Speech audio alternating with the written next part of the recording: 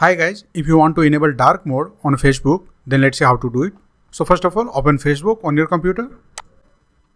Now here, click on your profile icon here. And here you will see this option, display and accessibility. Simply click on it.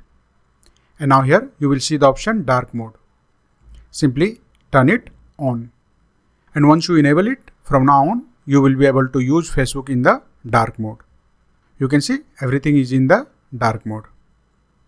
And in case if you want to disable the dark mode, again click on your profile icon here and then click on display and accessibility and simply turn it off. And now you will be back to the basic white mode.